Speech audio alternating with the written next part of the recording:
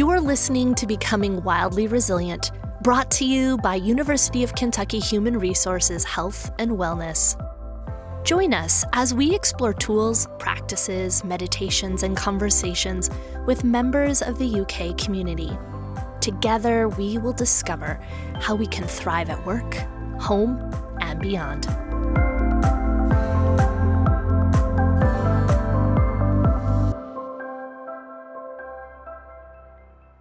Hello, everyone. I'm Amy Radquist Cadet, health coach with the University of Kentucky Health and Wellness Program, and welcome back to Becoming Wildly Resilient Practices, where each month we explore research-based tools and tips that help us thrive more in the areas of life that really matter. And this month, we're talking about identifying and naming difficult feelings.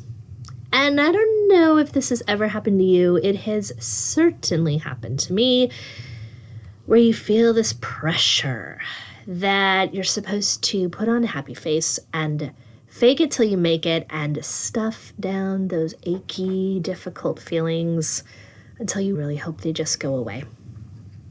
And there's a pressure. There's a pressure to feel happy.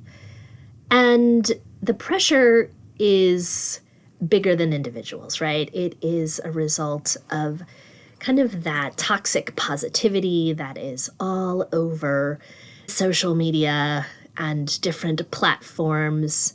But the problem is that pressure really causes us to struggle and creates this disconnect of, I shouldn't feel sad. Oh, I should not feel anxious or jealous or overwhelmed, right?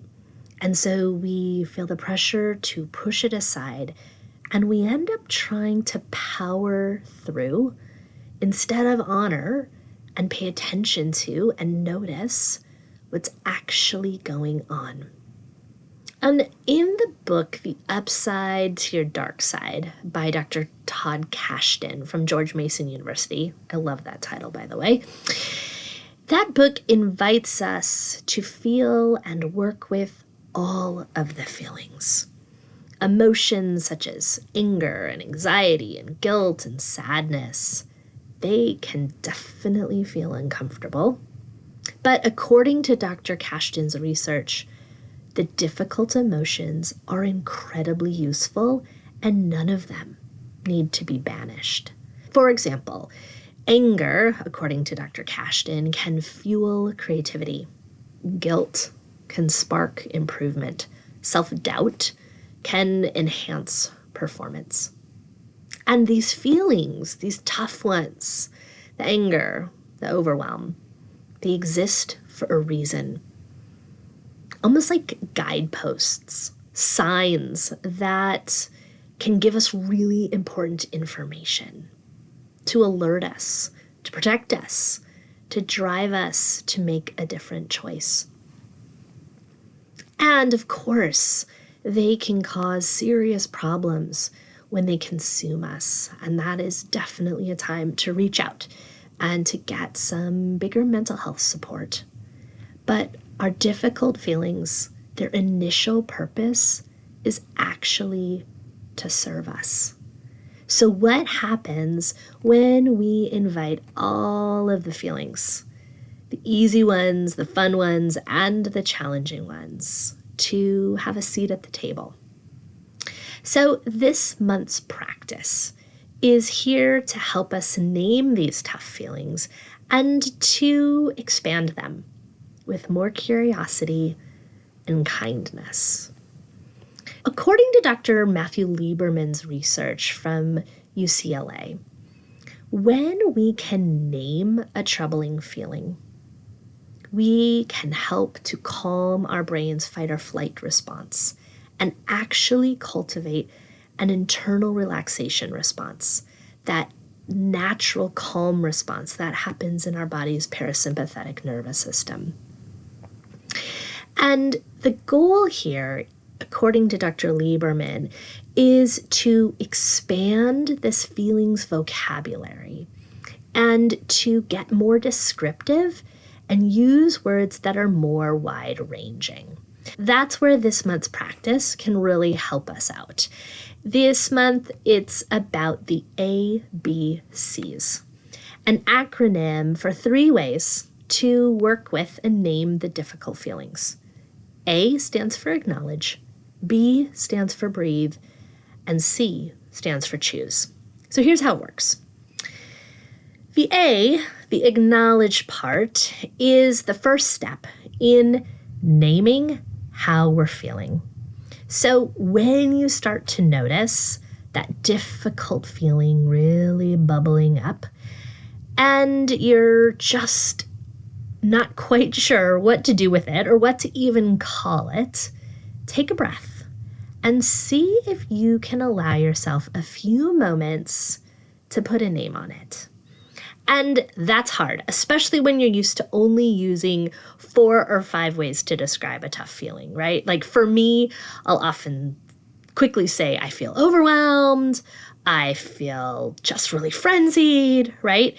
But when we can get a bigger handle on what's going on for us, when we can use more feeling words than what we're maybe most comfortable with, we can get a bigger understanding of what's going on below the surface. So how do we do that?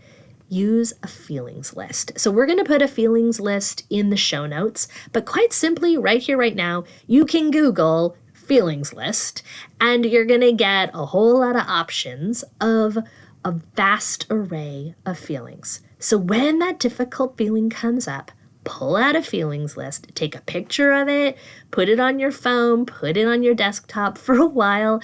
I even printed it out and put it on the fridge, right? And simply read through the list and see, in this moment, which one really helps me understand what's going on for myself?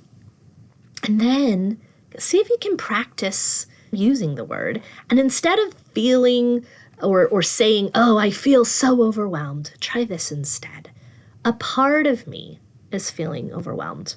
A part of me is feeling disconnected.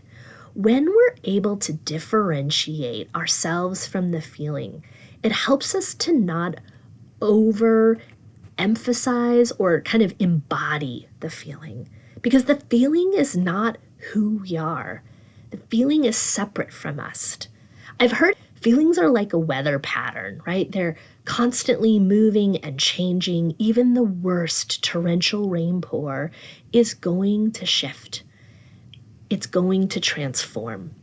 If feelings are like the weather, always moving, always changing, then we are the sky. We are vast, steady, full of capacity to be able to handle and identify the different changing feelings that are going to shift and move every day. The next letter in our ABCs stands for breathe. So there's a lot of different ways to play with the breath.